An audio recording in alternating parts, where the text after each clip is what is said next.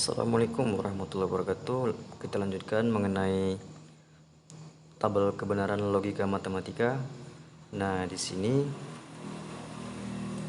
kita akan mengisi beberapa kolom dalam tabel kebenaran. Nah, ini nanti berfungsi pada saat menentukan negasi pernyataan majemuk. Di mana kita ketahui logika matematika itu hanya ada dua pilihan, bernilai salah atau bernilai benar. Nah, untuk yang kolom pertama dan kolom kedua diberikan dua pernyataan, misal pernyataannya P dan Q, maka hanya ada 4 kemungkinan. Yang pertama adalah B, pernyataan kedua B, atau pernyataan yang pertama benar, pernyataan yang kedua salah. Kemungkinan yang lain juga pernyataan yang pertama salah, yang pernyataan yang kedua yang benar. Kemudian yang terakhir, kedua-dua pernyataan tersebut salah. Hanya ini untuk kemungkinan dari dua pernyataan ini. Nah, baik untuk yang kolom selanjutnya. Nah, di sini kan negasi P. Negasi P kita perhatikan di kolom P. Kita fokus ke kolom P. Nah, di sini kan B, maka negasi daripada B ini atau lawan daripada B adalah S. Begitu juga dengan ini S. Nah, di sini kan S, maka lawannya adalah benar ya. Kemudian yang S juga lawannya adalah benar. Sampai tahap di sini kita akan lanjutkan mengisi kolom berikutnya. Nah, di sini negasi Q. Nah, kita akan fokus ke kolom Q ya. Kita ambil masing-masing lawan atau ingkaran daripada pernyataan ini. Di sini B, maka di sini lebih tepatnya adalah S ya. Di sini S, maka di sini lawannya adalah B. Di sini B, maka di sini S, di sini S, maka di sini bernilai B. Nah, kemudian untuk berikutnya P konjungsi Q. Nah, ingat untuk konjungsi akan bernilai benar jika kedua-duanya benar. Nah, ingat saja ya, jika BB maka nilainya benar. Nah, kita lihat fokus ke dua kolom pertama ini. Nah, di sini hanya yang BB adalah yang pertama ya, maka hanya itu yang benar, maka yang lain itu salah. Tinggal kita isi di sini salah, di sini juga pasti salah. Nah, untuk konjungsi P konjungsi Q, nah kuncinya adalah jika kedua-duanya S atau salah, maka nilainya juga salah.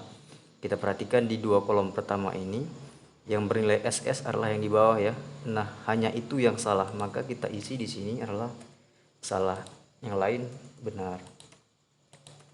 Nah, berikutnya untuk implikasi P implikasi Q, kita masih fokus untuk di dua kolom pertama ya adik-adik ya. Karena di sini yang diminta adalah P dan P implikasi Q, bukan ingkaran daripada kedua-duanya. Maka kita fokus kemari. Untuk implikasi sendiri, kata kuncinya adalah hanya BS yang salah. Hanya BS yang salah, maka yang lain benar. Ya, di kolom ini ya, BS, maka hanya ini yang salah. Maka yang lain benar. Kemudian untuk diimplikasi, nah, diimplikasi kuncinya adalah yang kembar yang benar. Diulangi, yang kembar yang benar. Nah, yang kembar adalah BB, maka itu benar. Selain daripada BB, yang kembar adalah SS ya, maka ini juga benar. Maka yang lain itu salah. Nah, sampai di sini mudah-mudahan dimengerti. Kemudian kita lanjutkan negasi P implikasi. Nah, ini sama ya adik-adik ya, meskipun ya mungkin penulisannya berbeda, ini sebenarnya sama dengan yang ada di sini. Negasi P implikasi Q, maka kita perhatikan di sini negasi P, maka kita fokus ke kolom negasi P. Kemudian ada Q ya, yang kita fokus ke kolom yang ini ya. Nah, ingat implikasi tadi hanya BS yang salah ya, hanya BS yang salah. Kita perhatikan dari kanan kolom ini, kita perhatikan yang BS yang di bawah ya, hanya itu yang bernilai salah, hanya BS yang bernilai salah. Maka di sini salah, di sini juga pasti benar, semua pasti benar ya. karena tidak ada yang BS yang lainnya. Kita lihat dari ini ya adik-adik ya, dari kolom ketiga negasi P, karena di sini dimulai dari negasi P. Kemudian yang berikutnya negasi. Nah, ini di dalam kurung ya adik-adik ya. Kalau di dalam kurung ya selesaikan dulu yang di dalam kurung. Negasi dari P konjungsi Q. Nah, kita perhatikan di sini. Ini kan P konjungsi Q. Maka negasinya kita lihat dari sini. Berlawanan daripada nilai yang di tabel ini B, maka lawannya adalah S. Yang lain kan SS ya, maka yang lain benar. Di sini benar, di sini benar. Kemudian yang terakhir untuk di tabel yang di atas, negasi P disjungsi negasi Q. Nah, diulangi negasi P disjungsi negasi Q. Nah, kita fokus di negasi P dan juga negasi Q. Lihat di kedua tabel ini, di kedua kolom ya maksudnya ya. SS, SB, BS, dan BB. Nah, ini kan disjungsi. Kunci daripada disjungsi tadi adalah bernilai salah apabila kedua-duanya salah ya. Hanya SS yang salah. Nah, dari kedua-dua itu hanya yang di atas ya, yang SS ya. Maka di sini otomatis salah, yang lain benar ya.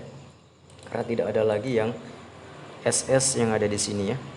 Oke, sampai di sini kira-kira mudah-mudahan bisa dipahami ya maksudnya ya. Kemudian untuk di berikutnya ini sama dengan yang di atas ya. Kita isi dulu. Hanya ada 4 kemungkinan ya.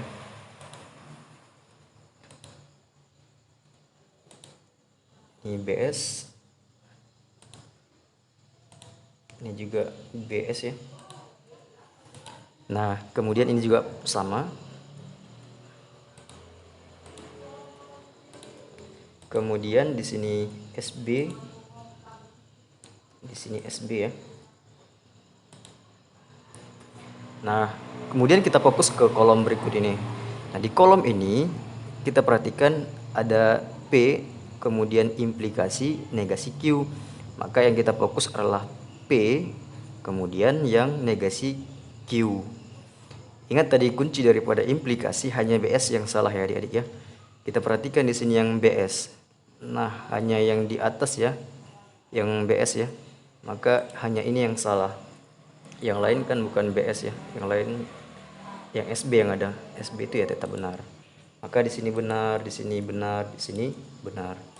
Kemudian berikutnya negasi P konjungsi disjungsi negasi Q. Nah, kita fokus ke negasi P dan negasi Q. Ingat negasi P dan negasi Q. Ingat untuk disjungsi hanya SS yang salah ya. Hanya SS yang salah. Hanya ini yang mengerti. Maka di sini salah, yang lain pasti benar ya. Nah, kemudian untuk yang terakhir di sini kembali diingatkan apabila ada bertanda kurung, ingat selesaikan dulu yang berada di dalam kurung. Nah, P implikasi negasi Q, nah itu kan sama dengan yang ini. Kemudian negasi P disjungsi negasi Q itu kan sama dengan yang ini. Maka kita di sini yang diminta adalah disjungsi ya, disjungsi dari kedua pernyataan di kiri dengan yang di kanan ya. Nah, ingat kunci daripada disjungsi hanya SS yang bernilai salah. Nah, lihat hanya SS yang bernilai salah, maka di sini S ya. Di sini benar semua ya. Nah, seperti itu.